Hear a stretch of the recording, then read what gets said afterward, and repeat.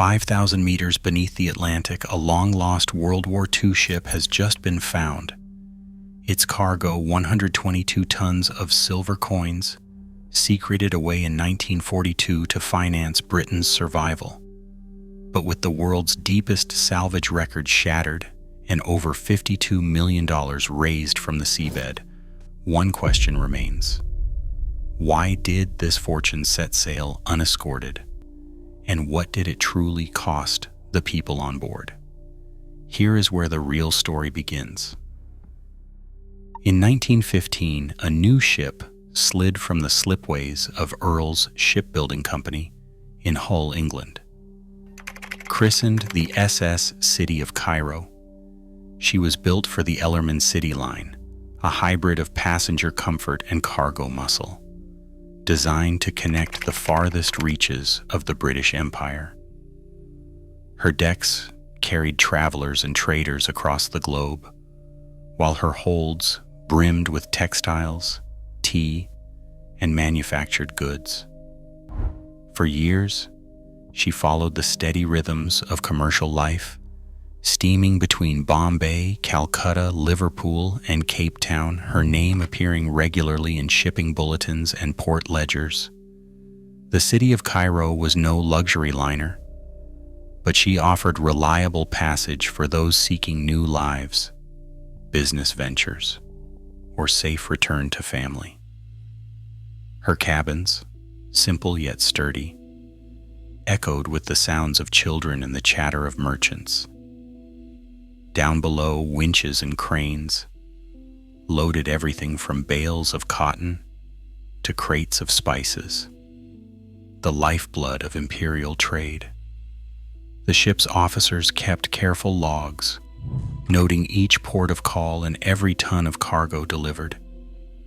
In quieter times, she ferried mail and news between continents, a floating bridge in a world still tied together by steam and steel. By the late 1930s, the world outside her portholes was changing. War clouds gathered over Europe, and the steady pulse of commerce faltered. Ships like the city of Cairo, built for peace, found themselves pressed into new service. The British government needed every available vessel, not just for troops and munitions, but for food, medicine, and whatever could keep the home front supplied. The city of Cairo's broad decks and deep holds, once filled with the goods of peacetime trade, were soon repurposed for wartime needs. Her route maps grew longer, her schedules more unpredictable, as she joined convoys or sailed alone through waters now shadowed by submarines. Still, the ship's essential character remained. She was a workhorse, valued for her reliability and the experience of her crew. Her hull, forged in 1915, had weathered storms and long crossings. Now, she was entrusted with missions that demanded both secrecy and endurance. Each voyage carried new risks, but also the hope that, with enough resolve, she could help sustain a nation under siege. The transformation from commercial liner to wartime supply ship was gradual, shaped by necessity and the relentless demands of global conflict. Yet, for all the changes, the city of Cairo remained what she had always been. A vessel built to carry people and cargo across vast distances, adapting to whatever the world required of her. By the autumn of 1942, Britain's merchant fleet was losing ships faster than the shipyards could replace them. German U-boat attacks prowled every major shipping lane, and the Atlantic had become a graveyard for Allied vessels. In government offices from Whitehall to Bombay, planners scoured ledgers and telegrams, searching for ways to keep the war economy afloat. The answer for one desperate mission lay in silver. 122 tons of rupees, boxed and banded, stacked deep in the heart of the city of Cairo. The decision to move such a fortune was not made lightly. Silver reserves in India represented more than currency. They were Britain's lifeline to global credit and the means to pay for food, fuel, and arms. The Treasury, under pressure from both military command and the Bank of England, ordered the transfer with strict secrecy. Only a handful of officials in London, Bombay, and the India office knew the full extent of the cargo. Even the ship's manifest listed generic goods, textiles, tea, and manufactured wares. The silver, packed in over 2,000 wooden bosses, disappeared beneath the regular freight, hidden from all but the captain and a select few officers. City of Cairo's orders were clear: depart Bombay in late October, steer for Cape Town, then cross to Brazil before heading north to Britain. The route was long and circuitous, designed to avoid the worst of the U-boat wolf packs that haunted the North Atlantic. But the threat remained. Escorts were scarce, and the ship would sail alone through vast stretches of ocean, relying on obscurity and luck. Every port along the way offered a brief respite, a chance to take on supplies and passengers. Civilians, families, and crew totaled 302 souls by the time the ship left Cape Town behind. Secrecy shaped every detail. Orders from the Ministry of War Transport forbade any mention of the true cargo. The captain, William Rogerson, carried the responsibility in silence, aware that a single slip could draw enemy attention or spark panic among the passengers. The silver, worth millions, was a target as valuable as any convoy. Yet to most aboard, the journey felt routine, another wartime crossing, dangerous but necessary, with the promise of home on the far side of the Atlantic. Behind the calm of daily shipboard life, an invisible tension ran through every decision. Each wireless message was coded and brief. Each change of course, each blackout drill at night, carried the weight of what was hidden below. The city of Cairo pressed onward, a floating bank vault disguised as an ordinary merchantman, threading a path through waters where a single torpedo could decide the fate not just of a ship, but of Britain's fragile hopes for survival. At 11:17 p.m. on November 6, 1942, the city of Cairo was steaming through the South Atlantic, some 480 miles south of St. Helena, when the first torpedo struck. The impact tore into the engine room without warning. In an instant, the ship's steady heartbeat, a low, familiar thrum of pistons and boilers, vanished. Machinery ground to a halt. Emergency lights flickered and died. Below deck, engineers and stokers were thrown from their posts, scalded by escaping steam and plunged into blackness. The sudden silence was broken only by the rush of seawater flooding in, swallowing the engines that had carried the ship across half the globe. Above, decks shuddered. Doors flew open. Passengers jolted awake, staggered into corridors already thick with the smell of burning oil and salt water. The ship's officers, trained for emergencies but never this far from help, raced to assess the damage.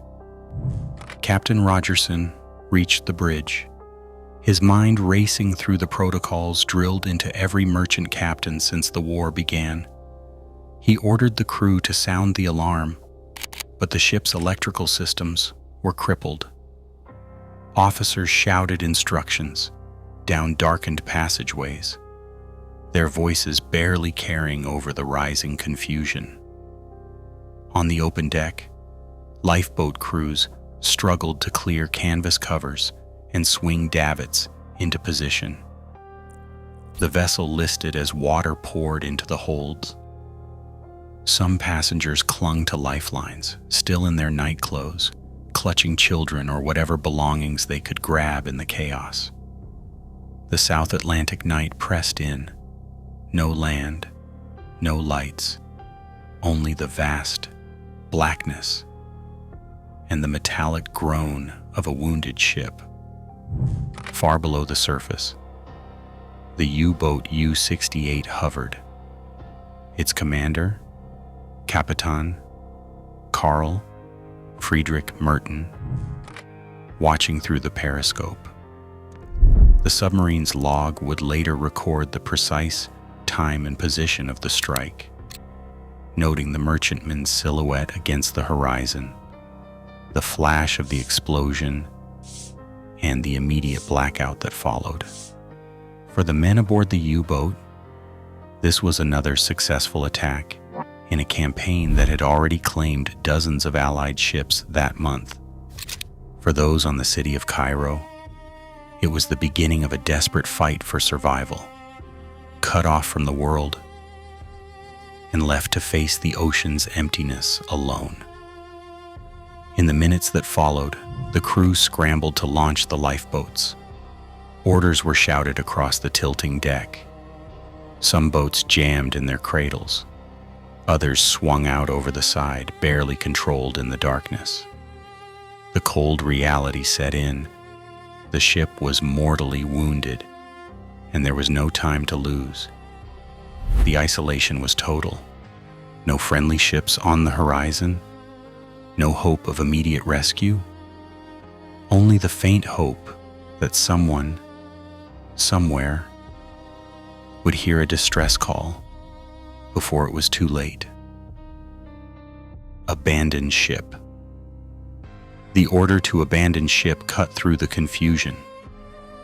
Officers and crew raced to their stations, working by memory and touch as the emergency lights failed. Lifeboats, each meant for far fewer, were hurriedly swung out over the rail. Passengers stumbled through the darkness, guided by shouted instructions and the grip of helping hands. Children were passed down ladders wrapped in blankets or coats. Some clung to family, others to strangers. The list of the ship made every step treacherous. Still, the evacuation was determined, not panicked. Crowded with 296 people, 6 lifeboats managed to reach the water. Civilians, crew, and families pressed shoulder to shoulder. 6 others, trapped below or swept away, never made it out.